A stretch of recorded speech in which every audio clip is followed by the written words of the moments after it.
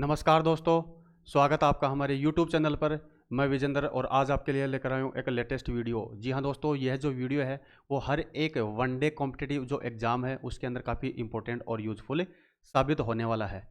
जी हाँ फ्रेंड्स, देखो हमने अभी तक जो है वो फिजिक्स के अंदर क्या पढ़ा था, वो पढ़ा था हमने तरंग पढ़ा था। और तरंग जो है, इसी तरंग के आधार पर ही अपन आज जो है ध्वनि का क्लासिफिकेशन पढ़ेंगे और ध्वनि की बेसिक बातें जो है वो अपन डिस्कस करेंगे।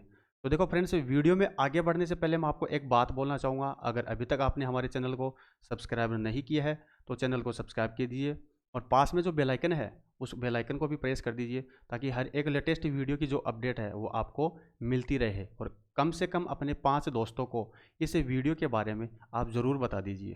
ठीक है फ्रेंड्स। तो देखो हमने जो इससे पिछला वाला जो वीडियो था उसके अंदर अपने क्या पढ़ा था, तरंग के बारे में पढ़ा था। और इसी तरंग के आधार पर अब जो अपन है वो क्या पढ़ लेते हैं, ध्वनि पढ़ लेते हैं। ध्वनि ध्वनि ध्वनि साउंड। ठीक है, साउंड। तो देखो आवर्ती के आधार पर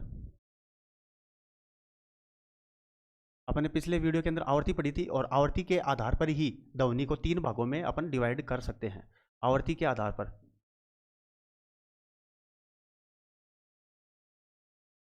पर ध्वनि ध्वनि को 3 भागों में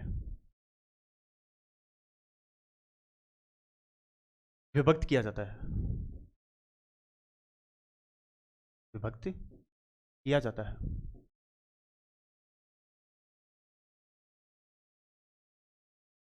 ठीक है फ्रेंड्स। यानी कि आवर्ती के आधार पर ही ध्वनि को अपन 3 भागों में डिवाइड कर लेते हैं। ठीक है, तो वो कौन कौन सी है वो देख लेते हैं। ध्वनि एक तो है आपकी श्रव्य, यानी कि अपश्रव्य। अपश्रव्य। एक है आपकी श्रव्य, श्रव्य साउंड। और एक है आपकी पराश्रव्य, पराश्रव्य ध्वनि। देखो अपश्रव्य ध्वनि बोले तो यानी कि वह ध्वनि जो हम नहीं सुन सकते। ठीक है, वह ध्वनि जो अपन नहीं सुन सकते। और इसकी जो आवृत्ति है, यानी कि अपश्रव्य जो ध्वनि है, इसकी जो आवृत्ति है वो कितनी होती है भाई, 20 हर्ट्ज से कम। 20 हर्ट्ज से कम आवृत्ति।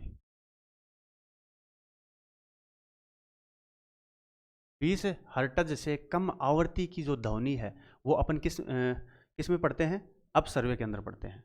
इसके बाद में श्रव्य जो ऑडिबल जो है, इसके अंदर क्या पढ़ते हैं अपन, यानी कि 20 हर्ट्ज से 20 हर्ट्ज से 20,000 हर्ट्ज तक की जो साउंड है वो किस में आ जाती है, श्रव्य के अंदर आ जाती है, ऑडिबल साउंड के अंदर आ जाती है। ठीक है,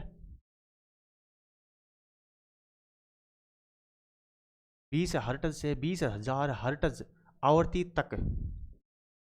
तक की जो ध्वनि है वो किस में आ जाती है, श्रव्य के अंदर आता है। इसके बाद में प्राश्रव्य जो है ये क्या हो जाती है, 20,000 हर्ट्ज, 20,000 हर्ट्ज से अधिक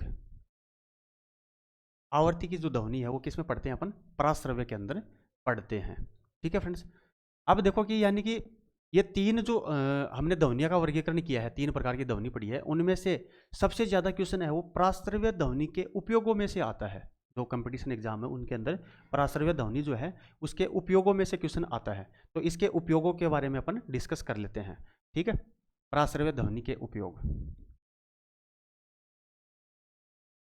पराश्रव्य ध्वनि के उपयोग। पराश्रव्य ध्वनि के उपयोग। अगर आप पिछले जितने भी वीडियो अगर कंटिन्यू देख रहे हो तो आपको पता लग गया होगा कि अपन जो भी क्लास ले रहे हैं, यहाँ पे जो भी कंटेंट अपन पढ़ रहे हैं वो एक ऑफलाइन क्लास की तरह ही अपन पढ़ रहे हैं। ठीक है, तो अगर आप साथ के साथ में अगर नोट्स बना रहे हो तो आपको कहीं ऑफलाइन पढ़ने की ज़रूरत नहीं है। पूरे यूट्यूब के अंदर ऐसा कंटेंट आपको नहीं मिलेगा जो सभी यूट्यूब के अंदर जो टीचर्स हैं वो आपको क्वेश्चन ही करवाते हैं, ठीक है। जो थ्योरी वाला इतना पोर्शन आपको कोई नहीं करवाएगा, जो आपको एकदम निःशुल्क करवा रहा हूँ। तो आप जितने भी अपने साथी हैं उनको सभी को आप ये वीडियो शेयर कर दीजिए। प्राश्रय ध्वनि के उपयोग। तो देखो, प्राश्रय ध्वनि के उपयोगों के अंदर सबसे पहले अपन बात कर लेते हैं, जितने भी उद्योग है ना, उद्योग उद्योगों की जो चिमनी है उसको साफ करने में किसका उपयोग किया जाता है? प्राश्रव्य ध्वनि का ही उपयोग किया जाता है। उद्योगों की चिमनी चिमनी साफ करने में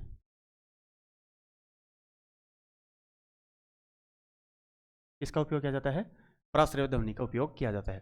इसके बाद में दूसरी चीज में बात कर लेता हूं, जैसे डॉल्फिन है, डॉल्फिन जो एक समुद्री जीव है, डॉल्फिन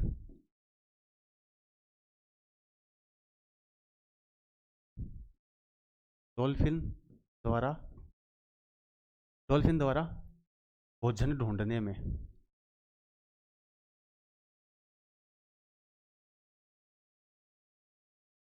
डॉल्फिन द्वारा भोजन ढूंढने में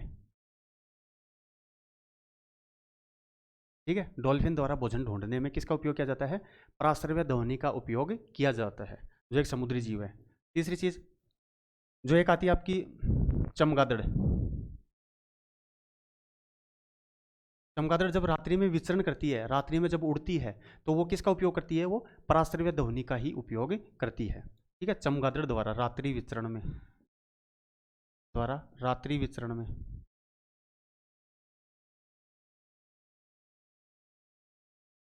किसका उपयोग किया जाता है? प्राश्रव्य ध्वनि का। इसके बाद में जैसे मैं बात कर लेता हूँ, नेक्स्ट आपकी आ जाती है, जैसे शरीर में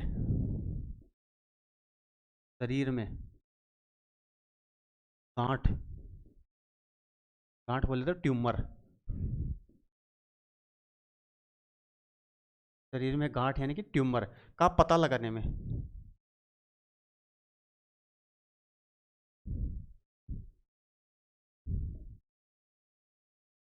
पता लगाने में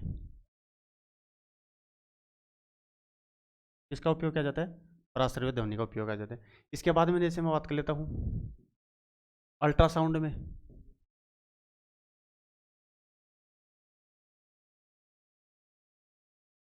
अल्ट्रासाउंड में अल्ट्रासाउंड में भी किसका उपयोग किया जाता है? प्राश्रव्य में। देखो, हालांकि प्राश्रव्य ध्वनि को ही इंग्लिश में अल्ट्रासाउंड बोला जाता है, लेकिन अपने जनरल सेंस के अंदर जैसे कोई भी लैब है, कोई भी मेडिकल है, उसके ऊर जाकर डायरेक्ट यही बोलते हैं कि भाई मेरी एक बार अल्ट्रासाउंड कर दे। ऐसे अल्ट्रासाउंड कोई भी चीज़ है वो अल्ट्रासाउंड करवाते हैं, तो वो एक जनरल सेंस में ये चीज़ बोली जाती है, ठीक है। इसके बाद में जैसे मैं बात कर लेता हूँ, एक आता है जो धुंध धुंध और कोहरा है ना, धुंध व कोहरे को साफ करने में कोहरा साफ करने में किसका उपयोग किया जाता है? प्राश्रव्य ध्वनि का उपयोग किया जाता है, ठीक है। ये जो है मुख्य मुख्य किसके हैं? प्राश्रव्य ध्वनि के उपयोग हैं। इसके अलावा जो भी आपको लगे कि ये भी प्राश्रव्य ध्वनि का उपयोग है, वो भी आप नीचे कमेंट बॉक्स में आप कमेंट कर सकते हो, जिससे और भी आपके फ्रेंड्स है वो देख लेंगे, जिससे आपको पता चले कि भाई ये उदाहरण मैंने इसके अलावा और नया देखा है। ये इंपॉर्टेंट जो है इसके उदाहरण है किसके? प्राश्रव्य ध्वनि के उपयोग है, ठीक है। तो इतना एक बार कंटेंट या तो आप स्क्रीनशॉट ले लीजिए या आप इसको नोट कर लीजिए।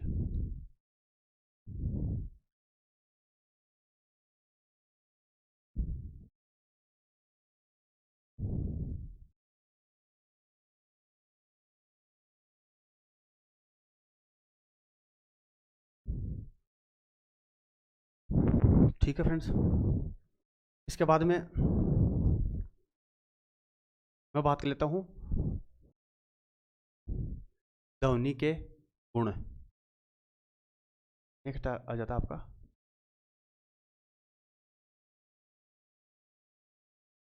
ध्वनि के गुण,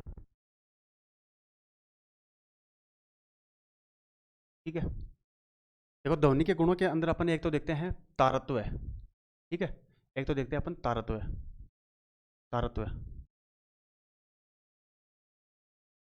जिसे इंग्लिश में क्या बोलते हैं? पिच बोलते हैं,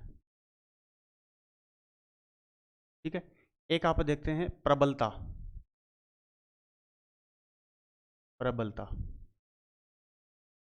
इंग्लिश में क्या बोलते हैं? लाउडनेस,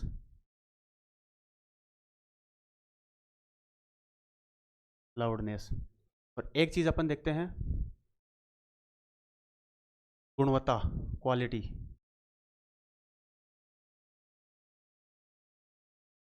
क्वालिटी, ठीक है, ये तीन चीज़ें देखते हैं ध्वनि के गुणों के अंदर। तो देखो तारत्व है, ये क्या बताता है, ये तारत्व जो ध्वनि का जो गुण है ये क्या बताता है, ये ध्वनि का तीखापन, पतलापन व पेनापन बताता है। ठीक है, क्या बताता है, यह ध्वनि का तीखापन, तीखापन, यह है तीखापन, पतलापन,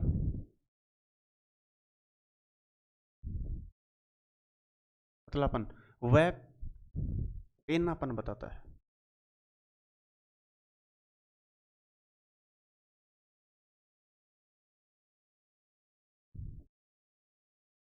तारत्व जो गुण है ध्वनि का, ये क्या बताता है, ये ध्वनि का तीखापन, पतलापन, पेनापन बताता है। यानी कि कौन सी ध्वनि कितनी ज्यादा तीखी होगी, कितनी ज्यादा पतली होगी, कितनी ज्यादा पैनी होगी, इस बात का निर्धारण है ध्वनि के तारत्व के द्वारा निर्धारित किया जाता है। ठीक है, जैसे मच्छर की जो आवाज़ है वो एकदम पैनी पैनी होती है, वो किसके कारण, मच्छर की आवाज़ का तारत्व है वो सर्वाधिक होता है, और तारत्व अधिक होने के कारण ही जो ध्वनि है वो मच्छर की जो ध्वनि है वो एकदम पतली और पैनी होती है। इसके बाद में जैसे मैं बात कर लेता हूँ, जितना ज़्यादा तारत्व होगा वो उतनी ही ज़्यादा पतली और पैनी होगी। ठीक है, इसके बाद में जैसे प्रबलता के अंदर में बात करता हूँ, यह ध्वनि, यह क्या बताता है, प्रबलता, यह ध्वनि, यह ध्वनि की दूरी का निर्धारण करता है, यह ध्वनि की दूरी, दूरी का निर्धारण करता है। ठीक है, ध्वनि का निर्धारण, दूरी का निर्धारण करता है कौन, प्रबलता करता है। ठीक है, यानी कि किसी किसी व्यक्ति की, किसी जानवर की, किसी वस्तु की जो ध्वनि जो है वो कितनी दूर जाएगी, इस बात का निर्धारण ध्वनि का कौन सा गुण करता है, प्रबलता करता है। ठीक है, लाउडनेस करता है। जैसे शेर की जो आवाज़ है वो काफ़ी दूर तक सुनाई देती है, वो किसके कारण, क्योंकि उसकी प्रबलता यानी कि लाउडनेस है वो अधिक होती है उसके गुणों के अंदर। इसके बाद में जैसे मैं बात कर लेता हूँ गुणवत्ता। तो देखो अपनी जितने भी जान पहचान के लोग हैं, जैसे आप कमरे के अंदर बैठे हो और आपको आपके घर वालों में से कोई भी जो सदस्य है वो अगर आवाज़ लगाता है तो आप उसकी आवाज़ तुरंत पहचान जाते हो कि आपको मम्मी आवाज़ लगा रही है या फिर पापा आवाज़ लगा रही है। तो किसी परे को परी आवाज़ लगाती है तब भी वो पहचान लेता है कि ये मेरी ही परी की आवाज़ आ रही है। ठीक है, तो ऐसे ही अपने जान पहचान वालों की आवाज़ को पहचान लेना, वही क्या है, वही क्या ध्वनि का गुण है, कौन सा, गुणवत्ता यानी क्वालिटी है। ठीक है, तो इसके अंदर अपन पढ़ते हैं अपनी जान पहचान वाले, अपनी जान पहचान।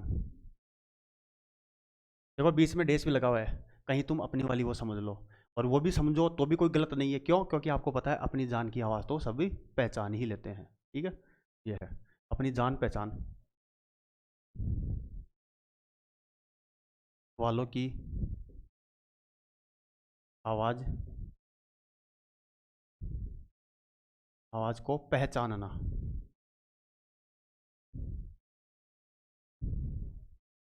ठीक है, इसके बाद में जैसे तारत्व जो है ना, तारत्व है, यह किसके ऊपर डिपेंड करता है, यह आवर्ती पर निर्भर करता है, यह आवर्ती पर निर्भर करता है, आवर्ती पर निर्भर करता है। ठीक है, आवर्ती पर निर्भर करता है, जितनी ज़्यादा आवर्ती होगी उतनी ही ज़्यादा उसका तारत्व होगा, यानी कि उसके प्रोपोर्शनली होता है। जबकि जबकि जो प्रबलता है, प्रबलता यानी कि लाउडनेस जो है, यह किसके ऊपर निर्भर करता है, यह आयाम पर निर्भर करता है। यह किसके ऊपर निर्भर करता है, आयाम के ऊपर, यह आयाम पर निर्भर करता है, यह आयाम पर निर्भर करता है। ठीक है, इसके बाद में जैसे मैं बात कर लेता हूँ इसके उदाहरणों की, जो एग्जामिनर का सबसे फेवरेट उदाहरण है वो कौन सा है, मच्छर की आवाज़, मच्छर की आवाज़। ठीक है, इसके बाद में जैसे लड़कियों की आवाज़,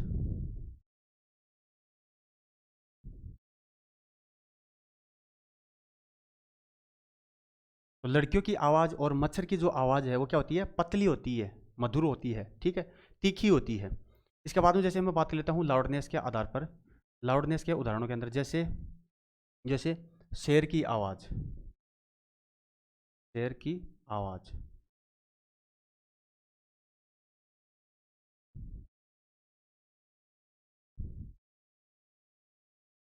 के बाद में आप एक आ जाती है शेर के बाद में लड़कों की आवाज़, भारी होती है ना, लड़कों की आवाज़।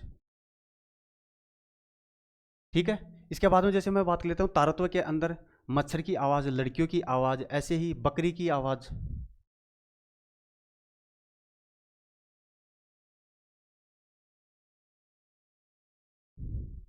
देखो ऐसे ही मैं एक बार ऑफलाइन क्लास के अंदर जब ये टॉपिक पढ़ा रहा था तो उसके अंदर ऐसे जैसे इसके उदाहरण लिखा, तो उदाहरण लगते ही जैसे ही ये इन उदाहरणों को अगर मैं डिस्कस किया तो ऐसे ये जो डिपार्टमेंट है, मतलब परी वाला जो डिपार्टमेंट है, वो ऐसे थोड़ा सा का फूल के ऐसे माहौल बना रहा था। तो जैसे ही फिर मैंने मैंने ये प्रवृत्ता वाले लाउडनेस वाले जो उदाहरण लिखे, तो इधर में यानी कि परा वाला जो डिपार्टमेंट है वो पूरा का पूरा माहौल बनाने लग गया था। फिर ऐसे ही मैंने तुरंत ही तुरंत ही इनको लिखा, इनको लिखने के बाद में जैसे ही मैंने बकरी की आवाज़ लिखा, वैसे ही ये परी वाला डिपार्टमेंट थोड़ा शांत हो गया। वैसे ही ये उदाहरण लिखने के बाद में मैंने एक उदाहरण लिखा भेड़िए की आवाज़, तो ये परा वाला जो डिपार्टमेंट है वो पूरा का पूरा शांत हो गया। ठीक है, भेड़िए की आवाज़। ये किसके अंदर आ गए? ध्वनि के गुणों के अंदर आ गए। देखो इन ध्वनि के गुणों के अंदर सबसे जो इंपॉर्टेंट बात जो है, सबसे इंपॉर्टेंट बात जो है वो कौन सी है? एक तो आपको ये याद रख लेना तारत्व को। ठीक है, एग्जामिनर अभी तक यही क्वेश्चन पूछा है, यानी कि तारत्व जो है, यानी कि मच्छर की जो आवाज़ है उसका सर्वाधिक क्या होता है भाई? क्या होता है? तारत्व होता है। और इसका तारत्व अधिक होने के कारण ही मच्छर की आवाज़ वो पतली होती है। ठीक है, इसके बाद में जैसे एक जो है वो आपको ये याद रख लेना है, यानी कि जो कोई भी ध्वनि है वो कितनी दूर जाएगी इस बात का निर्धारण है वो कौन करता है? प्रबलता करता है। और ये किसके ऊपर निर्भर करता है भाई? ये आयाम के ऊपर निर्भर करता है। तो ये बात भी आपको ध्यान में रख लेना है जो वनडे कॉम्पिटेटिव एग्जाम के अंदर पूछता है। और गुणवत्ता के अंदर कोई भी बात जो है वो स्पेशल नहीं है। तो ये थे ध्वनि के गुण। इसके बाद में जो है अपन नेक्स्ट जो है वो क्या पढ़ लेते हैं? ध्वनि की तीव्रता पढ़ लेते हैं। ठीक है,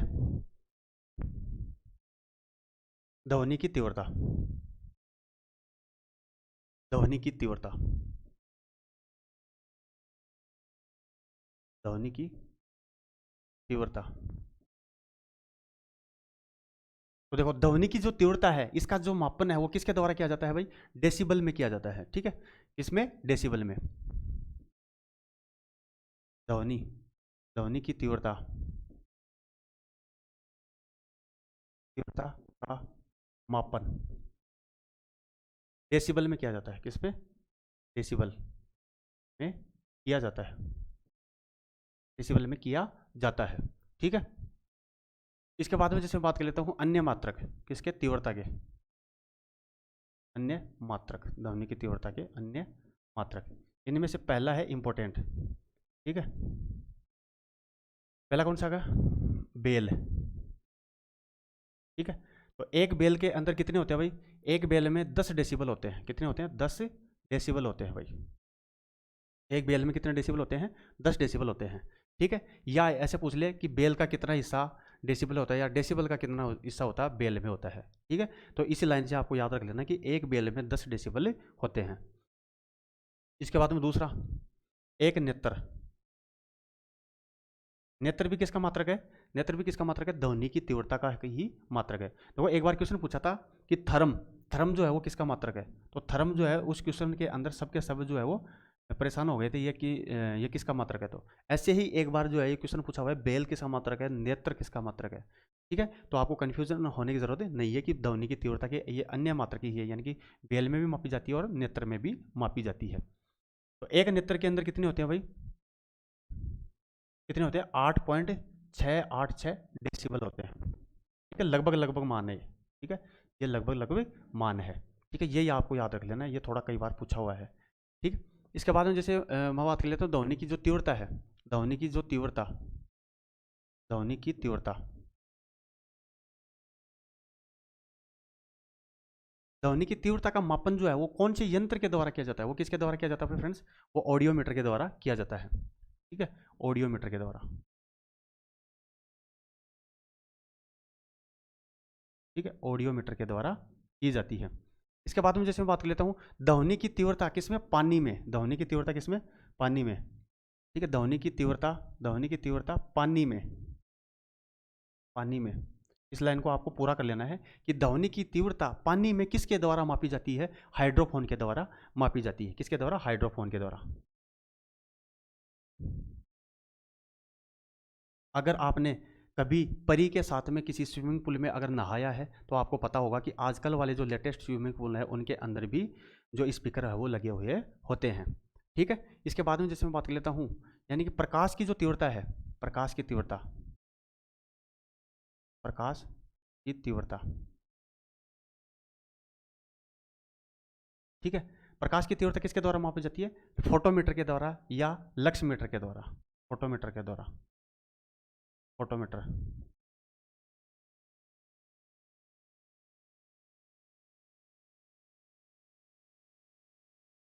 फोटोमीटर या लक्स मीटर के द्वारा, फोटोमीटर या लक्स मीटर के द्वारा मापी जाती है। इसके बाद में जैसे मैं बात कर लेता हूँ एक चीज आती है यहाँ पे, यानी कि जो ओजोन परत की जो मोटाई है, ओजोन परत की मोटाई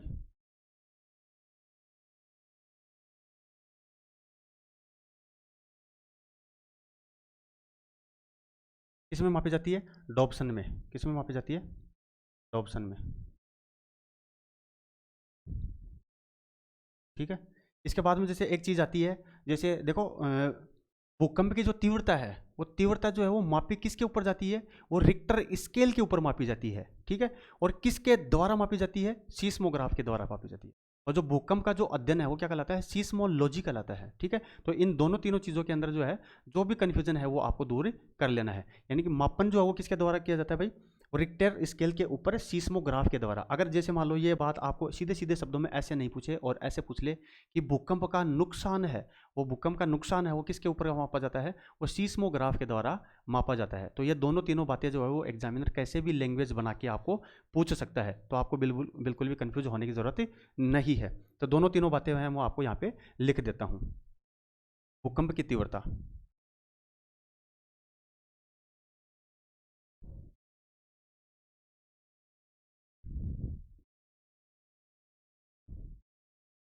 भूकंप की तीव्रता रिक्टर स्केल पर,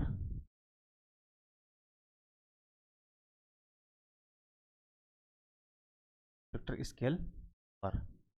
ठीक है, भूकंप की तीव्रता रिक्टर स्केल पर मापी जाती है।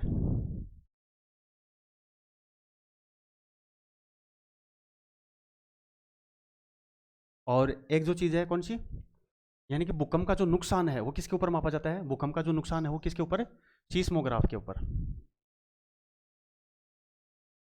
भूकंप का नुकसान, भूकंप का नुकसान सीस्मोग्राफ के ऊपर।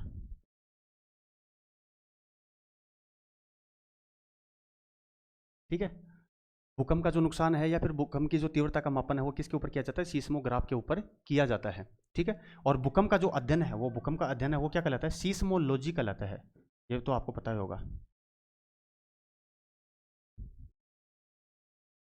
ठीक है, क्या कहलाता है, सिस्मोलॉजी। देखो दो तीन रूट वर्ड है जो आपको मैं छोटे छोटे यहाँ पे बता देता हूँ, जब यहाँ पे ये जिक्र हुआ था इसलिए बता रहा हूँ। अगर किसी भी शब्द के लास्ट में अगर आपको मिल जाए लॉजी, ठीक है, तो इसका मतलब क्या हुआ, टू स्टडी, टू स्टडी यानी अध्ययन करना। अगर किसी भी शब्द के लास्ट में आपको मिल जाए या बीच में मिल जाए लेक्ट, ठीक है, लेक्ट, तो ये किससे संबंधित है, ये मिल्क से संबंधित है, यानी कि दूध से संबंधित है। ठीक है, इसके बाद में जैसे मान लो आपको किसी भी शब्द के अंदर मिल जाए ड्रम, DERM, ठीक है, ड्रम बीच में मिल जाए या लास्ट में मिल जाए तो ये किससे संबंधित है, स्किन से संबंधित है। ठीक है, त्वचा से संबंधित है। अगर किसी शब्द के अंदर या लास्ट में मिल जाए आपको साइड, क्या मिल जाए, साइड, साइड, तो इसका मतलब क्या है, टू किल यानी हत्या करना। अब वो डिपेंड करता है वो किसकी हत्या करना है, सुसाइड यानी कि खुद की हत्या करना। ठीक है, ऐसे तो ये चार पांच जो रूट वर्ड है जो कहीं ना कहीं जिक्र होंगे वहाँ पे मैं बताता रहूँगा। इसके अलावा और भी रूट वर्ड है जो जहाँ जहाँ आते रहेंगे वहाँ वहाँ मैं आपको बताता रहूँगा। ठीक है, तो भूकंप का जो नुकसान है सीस्मोग्राफ के ऊपर मापा जाता है, और भूकंप का जो अध्ययन है वो क्या कहलाता है, सीस्मोलॉजी कहलाता है। ठीक है फ्रेंड्स, इसके बाद में एक चीज़ आती है आपकी ध्वनि की तीव्रता के अंदर। इसके बाद में पढ़ने के बाद में जैसे कुछ ऐसे डाटा हैं जो आपको नोट करवा देता हूँ, जैसे मतलब सामान्य बातचीत की जो तीव्रता है वो कितनी होती है, और कानों को कितने तीव्रता की जो ध्वनि या कितने डेसिबल की जो ध्वनि है वो अच्छी लगती है। तो एक बार इसका आप स्क्रीनशॉट ले लीजिए या नोट कर लीजिए।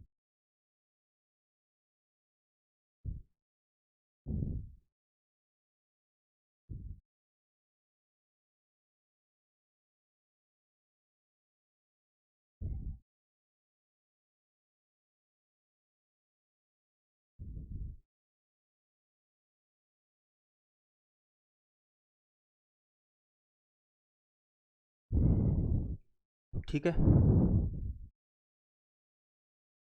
नेक्स्ट आ जाती है ध्वनि की तीव्रता।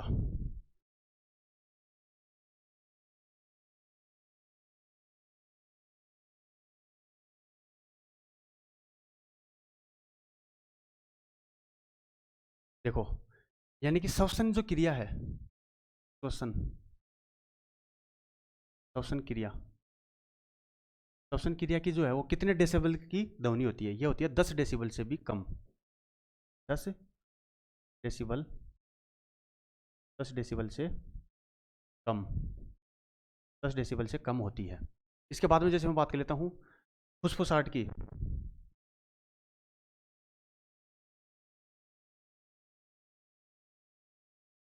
ठीक है, फुसफुसाहट की वो कितनी होती है? 10 डेसिबल से 20 डेसिबल।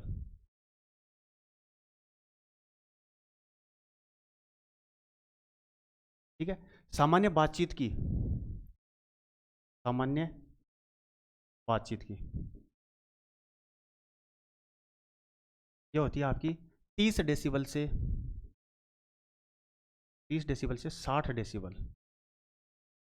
जब कैसे, जैसे मान लो इसको मैं समझाता हूँ आपको कि जब जब परी के पास में उसके घर वाले होते हैं या उसकी मम्मी पापा कोई होता है, तो उसकी उसकी जो तीव्रता है वो कितनी होती है? लगभग लगभग आपकी 30 डेसिबल की रहती है। ठीक है, समझ रहे हो? इसके बाद में अगर परी के पास में अगर कोई नहीं होता है तो वह 60 डेसिबल की ध्वनि के हिसाब से वो बात करती है। ठीक है, इसलिए सामान्य बातचीत की जो ध्वनि है उसकी तीव्रता कितनी होती है? 30 डेसिबल से 60 डेसिबल होती है। समझ गए बात?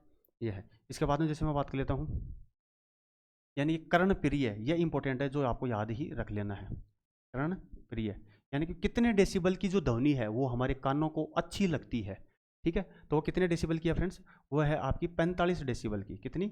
45 डेसिबल की जो ध्वनि है वो हमारे कानों को अच्छी लगती है। और ध्वनि प्रदूषण अगर कितने कितने डेसिबल से अधिक की ध्वनि अगर हो तो उसको ध्वनि प्रदूषण की संज्ञा दी गई है। ध्वनि प्रदूषण, ध्वनि प्रदूषण।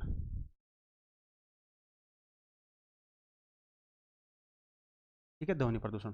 तो 80 डेसिबल से ऊपर, लगभग 80 डेसिबल से ऊपर जो है ये जो ध्वनि है वो क्या है? 80 डेसिबल से ऊपर की जो ध्वनि है वो किसके अंदर काउंट की जाती है? ध्वनि प्रदूषण के अंदर काउंट की जाती है। और जितने भी लाउड स्पीकर है उनकी लगभग लगभग 90 से 120 के अंदर रहती है, लाउड स्पीकरों की।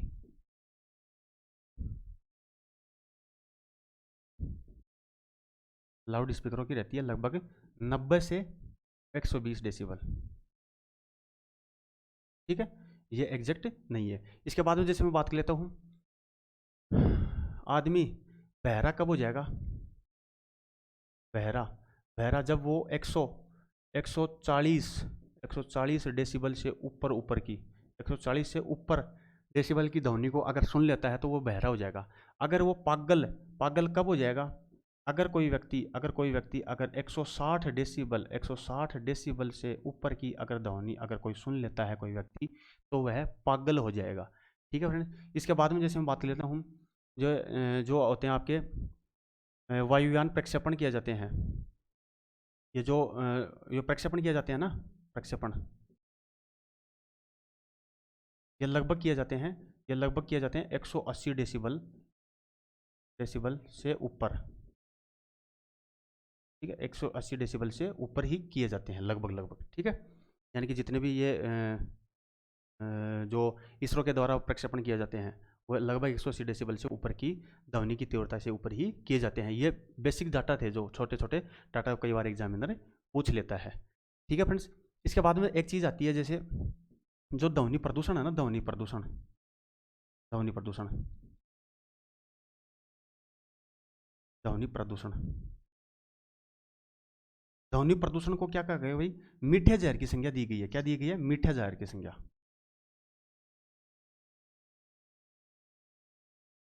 ध्वनि प्रदूषण जो है एक मीठे जहर की संज्ञा दी गई है। भाई ध्वनि प्रदूषण को मीठे जहर की संज्ञा क्यों दी गई है, क्योंकि ध्वनि प्रदूषण के कारण ही बीपी यानी कि रक्तचाप हो जाता है, यानी कि किसी की हाई बीपी हो सकती है, ठीक है, चिड़चिड़ापन हो सकता है, पाचन संबंधित रोग हो सकते हैं, मस्तिष्क संबंधित रोग हो सकते हैं अत्यधिक ध्वनि अगर आप सुनते हो तो, ठीक है। इसके अलावा जो जितने भी जो पशु पक्षी हैं, जानवर हैं, ठीक है, इनके अंदर पशु पक्षी या जानवरों के अंदर गर्भपात तक की भी समस्या हो सकती है, ठीक है, गर्भपात की भी समस्या हो सकती है, इसके कारण, ध्वनि प्रदूषण के कारण, ठीक है फ्रेंड्स। इसके बाद में जैसे मैं बात कर लेता हूँ, एक चीज़ आती है आपकी ध्वनि की चाल।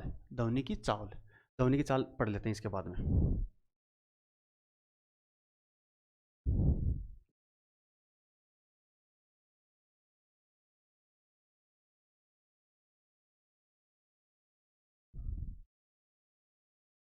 ध्वनि की चाल, तो देखो ध्वनि की जो चाल है वो सर्वाधिक किस में होती है, वो किस में होती है, अगर मैं माध्यमों की बात करें तो किस में होती है, ठोस में होती है, ठीक है। तो देखो एक जो एग्जामिनर का सबसे फेवरेट क्वेश्चन है वो भी मैं यहाँ पे आपको क्लियर करने वाला हूँ। ध्वनि की चाल, ध्वनि की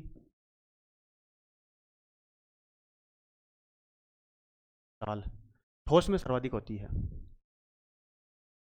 ठोस में सर्वाधिक होती है, ठोस में सर्वाधिक होती है, ठीक है। तो ध्वनि की जो चाल है वो ठोस के अंदर सर्वाधिक होती है। इसके बाद में जैसे मैं बात कर लेता हूँ, ठोस में भी सर्वाधिक किसमें होती है, एल्यूमिनियम में होती है। ठोस में भी सर्वाधिक किसमें होती है, एल्यूमिनियम में होती है। ठोस में भी, ठोस में भी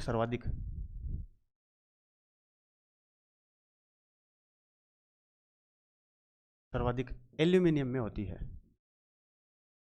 ठीक है, एल्यूमिनियम में होती है।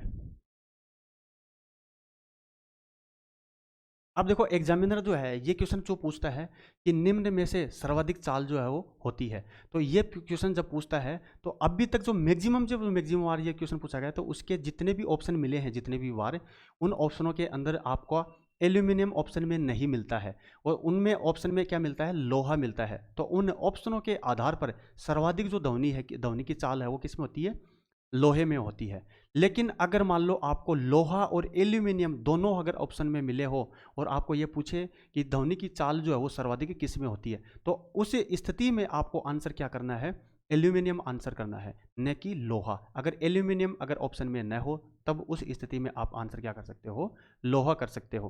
तो आप कहीं पे भी अगर आप सर्च करोगे इस क्वेश्चन को कि सर्वाधिक जो चाल है वो किस में होती है ध्वनि की, वो किस में होती है, लोहे में, लोहा ही आंसर मिलता है। लेकिन इसका आंसर आपको लोहा नहीं मान के चलना है, ऑप्शन के अभाव में आप लोहा मान सकते हो, ठीक है। तो मैं बात कर लेता हूँ लोहे में।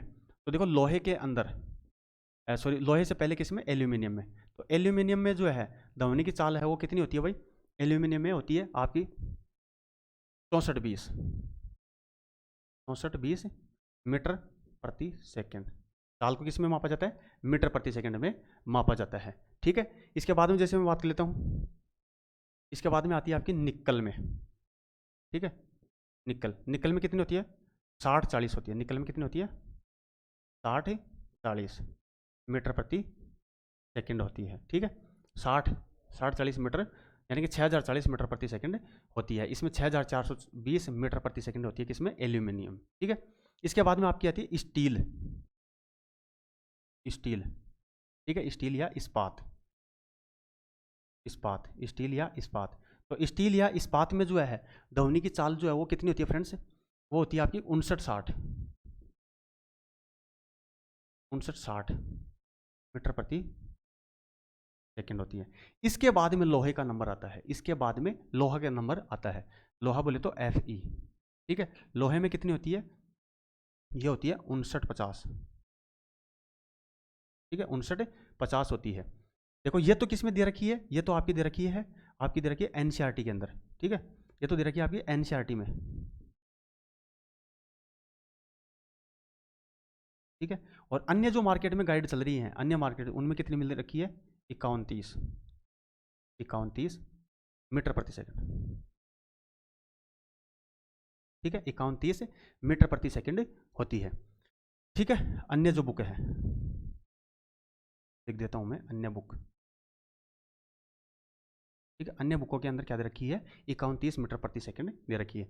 अब जैसे मान लो आपको एग्जामिनर क्वेश्चन पूछ ले कि लोहे में ध्वनि की चाल कितनी होती है, और 59 50 अगर ऑप्शन में नहीं दे और ऑप्शन में 51 दे रखा हो, तो उस स्थिति में आप आंसर ये भी मान सकते हो। ठीक है, ये भी मान सकते हो। उसके बाद में आप इसको चैलेंज कर सकते हो कि भाई ये इसका आंसर 59 50 होगा, लेकिन ऑप्शन के अभाव में उस परिस्थितियों के अंदर आप ये भी मान सकते हो। ठीक है, हालांकि ये जो क्या है, ऑथेंटिक है।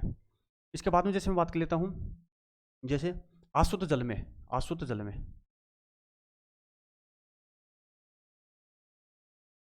आशुद्ध जल में कितनी होती है फ्रेंड्स? ये होती है आपकी 1498 मीटर प्रति सेकंड होती है। ठीक है, इसके अलावा जैसे समुद्री जल में, समुद्री जल में, तो समुद्री जल में जो है वो कितनी होती है फ्रेंड्स? ये होती है 1531 मीटर प्रति सेकंड होती है। समुद्री जल में ध्वनि की चाल कितनी होती है? 1531 मीटर प्रति सेकंड होती है। और अशुद्ध जल में कितनी होती है? 1498 मीटर प्रति सेकंड होती है। ठीक है, इसके बाद में जैसे मैं बात कर लेता हूँ 0 डिग्री सेंटीग्रेड, 0 डिग्री सेंटीग्रेड पर, 0 डिग्री सेंटीग्रेड पर पर 0 डिग्री सेंटीग्रेड पर वायु में, पर वायु में, तो 0 डिग्री सेंटीग्रेड पर वायु में कितनी होती है भाई? ये होती है आपकी 331 और या 332। कई जगह 331 मिलेगा, कई जगह आपको 332 मिलेगा। तो आपको जो भी ऑप्शन में आंसर मिले वही आंसर आपको मार्क कर देना है, मीटर प्रति सेकेंड। इसके अलावा जैसे कमरे के ताप पर, तो कमरे के ताप को अगर मैं ऑब्वियसली अगर सामान्यतः अगर मैं मानना चाहूँ तो कितने डिग्री मान सकता हूँ? 25 डिग्री सेंटीग्रेड के ऊपर। ठीक है, तो 25 डिग्री सेंटीग्रेड के ऊपर, 25 डिग्री सेंटीग्रेड पर 25 डिग्री सेंटीग्रेड पर ध्वनि की चाल कितनी होती है? ये होती है आपकी 343 मीटर प्रति सेकेंड। ठीक है, अब ध्वनि की चाल जो है वो तापमान बढ़ने पर ध्वनि की चाल बढ़ती है। तो कितने डिग्री तापमान बढ़ने पर कितनी कितनी जो मीटर प्रति सेकंड है वो चाल बढ़ती है, तो ये डाटा भी आपको याद रख लेना है।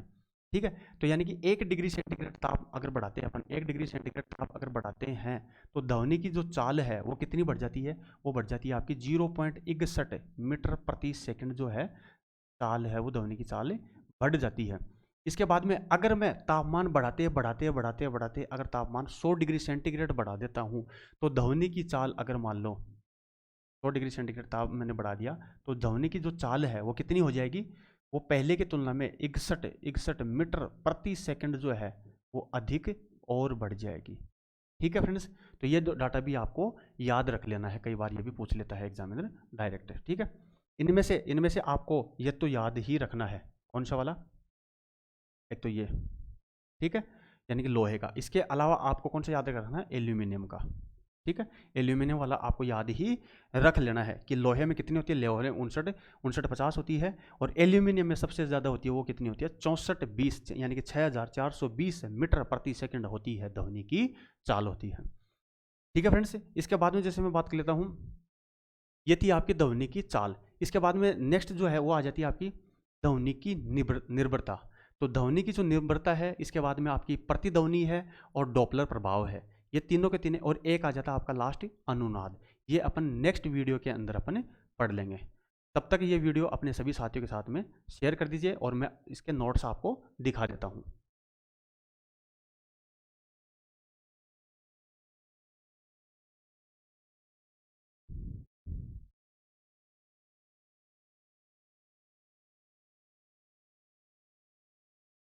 ठीक है फ्रेंड्स, धन्यवाद।